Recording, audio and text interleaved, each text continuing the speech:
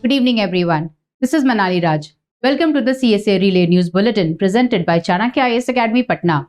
In this segment, we demonstrate about the daily important highlights from the perspective of our civil services examination. Let us have a brief overview of today's headlines.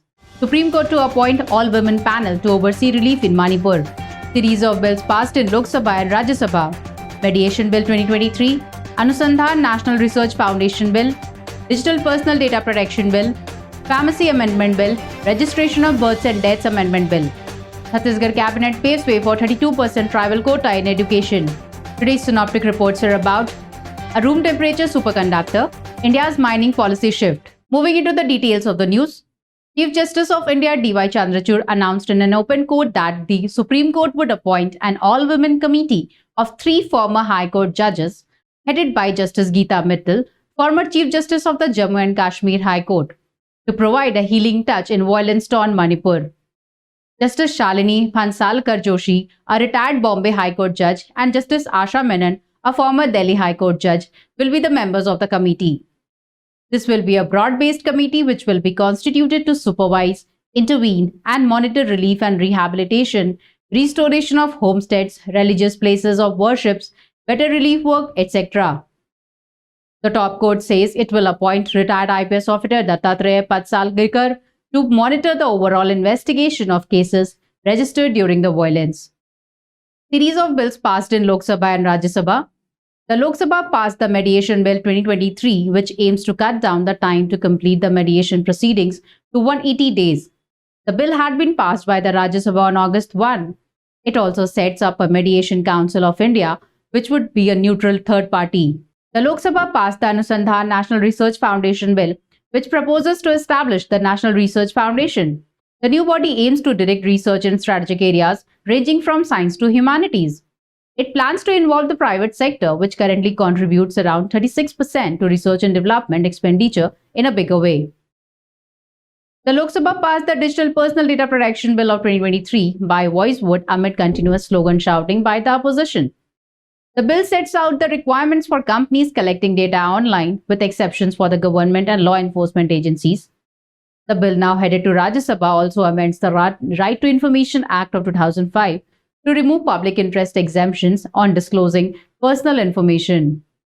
The RTI Act currently allows public authorities to disclose personal information, such as official salaries, when it is in public interest. The bill would remove these caveats and completely disallow disclosing the personal information. The Lok Sabha passed the Pharmacy Amendment Bill of 2023. The bill amends the Pharmacy Act of 1948, which regulates the practice and profession of pharmacy. Registration under the Pharmacy Act of 1948 is mandatory to practice pharmacy in India. The bill looks at the insertion of new Section 32C, which provides a special provision relating to persons registered or qualified under the Jammu and Kashmir Pharmacy Act of 2011. Rajya Sabha passed the Registration of Births and Deaths Amendment Bill that allows the use of birth certificate as a single document for admission to an educational institution, issuance of a driving license, preparation of voter list, Aadhaar number, registration of marriage, or appointment to government job. The legislation will help create a national and state-level database of registered births and deaths, which eventually would ensure efficient and transparent delivery of public services and social benefits and digital registration. In a move aimed at allaying the concerns of tribals in Chhattisgarh, the state cabinet decided that the admission process in educational institutions would be completed under the existing system of 58% reservation, in which 12% is for SCs, 32% for STs, 14% for OBCs, or instead of the pre-March 2012 16, 20, 14, 50% ratio roster. The latest decision by the cabinet on the sensitive and complex issue of reservation that has witnessed several political-legal twists and turns in past 1 decade relies on the Supreme Court interim order dated May 1 and a formal legal opinion tendered by the Advocate General on August 3. As per this interim order of Supreme Court, Cabinet has decided to conduct the admission process in the educational institutions of the state under the pre-existing reservation system. The Apex Court in its May order allowed 58% quota to continue in jobs and promotions in the state, subject to the final outcome of an SLP filed by the government challenging the September 2022 Chhattisgarh High Court decision, tracking down 2 legislations increasing the quota. However, the status of admissions in educational institutions remained unclear. Today's synoptic reports are about a room temperature superconductor. Recently, a group of physicists in South Korea reported that they had synthesized a material that was a superconductor at room temperature and an ambient pressure. Scientists have been looking for such a material for decades now, a substance that can carry an electric current with zero losses. Scientists have found a material they called LK99 to be a superconductor at room temperature and ambient pressure. Conventional superconductors, that is those whose superconducting abilities can be explained by the Bardeen-Cooper-Sepher theory, are distinguished by four features, one of which has implications for industrial, research, and diagnostic applications that are impossible to overstate. They can transport an electric current with zero loss. Scientists have been looking for a material that can superconduct without having to be cooled to very low temperatures and which does not require the application of extreme pressure.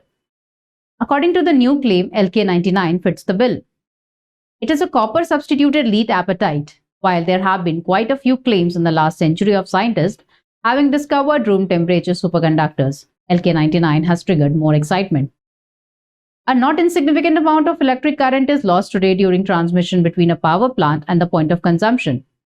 A room temperature superconductor would also bring considerable gains for heavy industrial and research applications, including medical diagnostics, mass spectrometers, nuclear reactor designs, and particle colliders.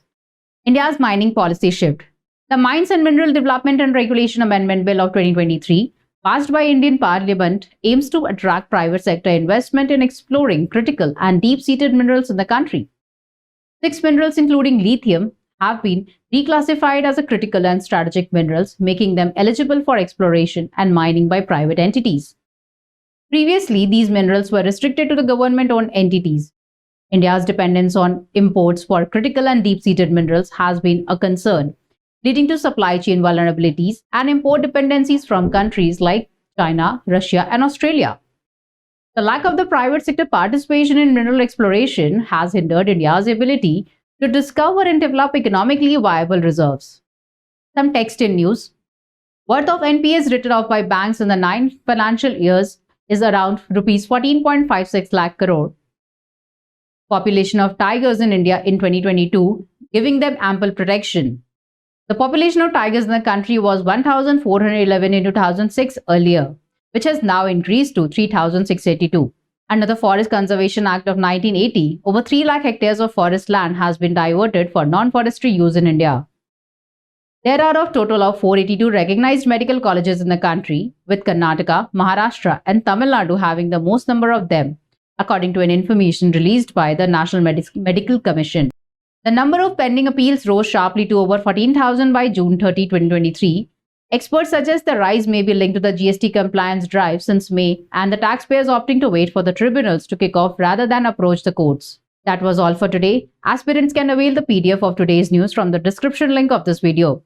Stay tuned to our channel for standardizing your civil services preparations. Thank you.